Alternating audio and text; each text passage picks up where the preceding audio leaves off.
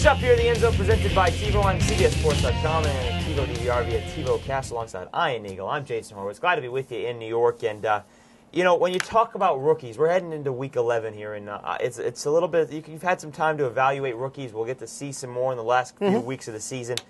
But when you talk about rookies, this is no surprise. Adrian Peterson has been the standout of this class, and obviously with his injury, it has been a little bit of a letdown.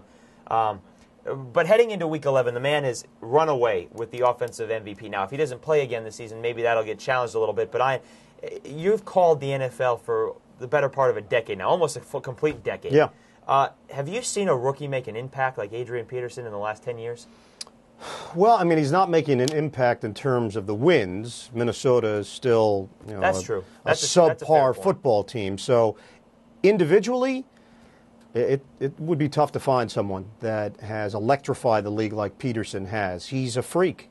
Physically, he is a freak. And, we thought with LaDainian Tomlinson the last couple of years that we're not going to see any running back step forward and play at the level that Tomlinson has played at for San Diego. Well, here we are. It's another reminder, just when you think you've seen everything in pro sports, when you think, I've seen the best.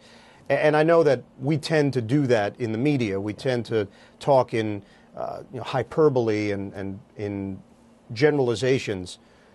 There'll be another guy. Yeah. There'll be another guy 5 years from now, 8 years from now. He may not be that far away. A man named Darren McFadden. Maybe. Sitting in Fayetteville, Arkansas, who is only a junior, assuming he comes out and stays healthy the rest of the season. He's there. But Peterson has been that good. He's the same size. He's got the same speed. Maybe not the same cutting ability, but Darren McFadden is. But you're right about that. He's captured the attention of NFL fans. Yes, he has. And it's funny, too, that he's 11th in jersey sales, where Brady Quinn, who has not touched a football this season, at least on the field, is 10th in jersey sales. And Brady does not make our list. No, he does not make our list. Rookies. Let's take a look at the impact rookies offensively so far this season. And obviously, Peterson there at the running back position. Dwayne Bowe at the wide. It was not a stellar wide receiver class after Calvin Johnson, but he's had some injuries. The Lions have not been throwing as much of late, although the Arizona game is an exception. Dwayne Bowe has been a great addition to the Kansas City Chiefs. And, Trent Edwards, he's lost his job again. He got injured, but he's lost that job that he took over from J.P. Losman. But he's really been the only rookie quarterback that has played. You had Jamarcus Russell. Obviously, we know the situation with him. Brady Quinn. He's not going to see the field with Derek Anderson playing the way he is in Cleveland. Nor should he. John Beck, we will see him for the first time. Drew Stanton, he got hurt in preseason, was not going to play with the Lions all year. And Kevin Kolb in Philadelphia. Those guys were all drafted before Trent Edwards, the player out of Stanford, but he has certainly been there. But the one guy on that list I want to hit in is Joe Thomas.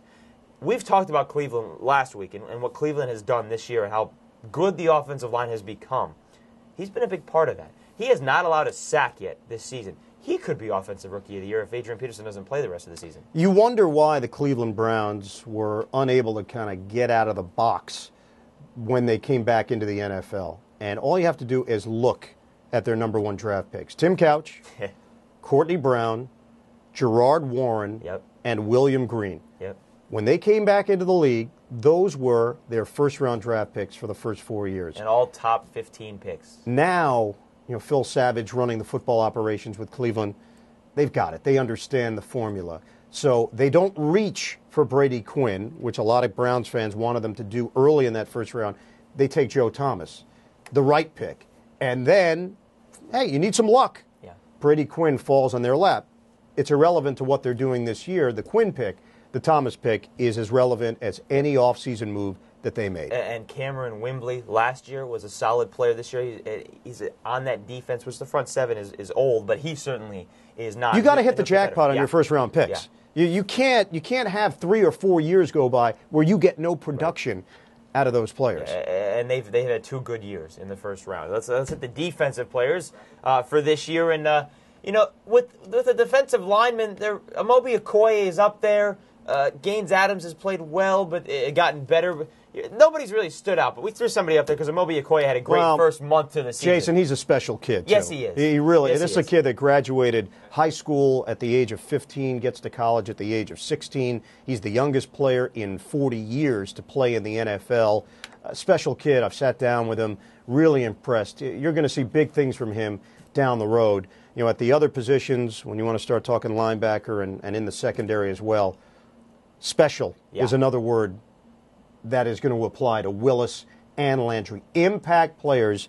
Patrick Willis has got star quality. Landry is a big hitter, and nobody is surprised that he's been able to start from day one and make an impact. He did that in college. He went right from high school to LSU, day one. He's an impact player. It's the same thing, college to the NFL. And we're going to see what LaRon Landry can do by himself right now, because a lot of the big thing that LaRon Landry's been able to do is because he's been paired up with Sean Taylor. That'll be a challenge. And Sean Taylor's now out for the Redskins. Carlos Rogers is already out for the year with a torn ACL, so that's secondary. Right. That whole defense is banged up. And you're not a rookie anymore, which is nice to see. It's good. You've graduated. The bags are under the eyes. I've gone. You do look older. You've aged quite a bit in 2 years. My mom told me to grow the goatee out a little bit. She thought it would look good. You could not make connectors. Can you imagine me on a There's hockey no way. team? It's unbelievable. The playoff beard would just patches. You'd have to take a Sharpie to fill in all the blank spaces. That's it. Thank God for the End Zone presented by TiVo here in Week 11. For Ian Eagle, I'm Jason Horowitz. Always on demand on CBSSports.com and on your TiVo DVR via TiVo Cast. Ian's going to teach me how to shave when we're all done here. Is that a week's worth of growth right there?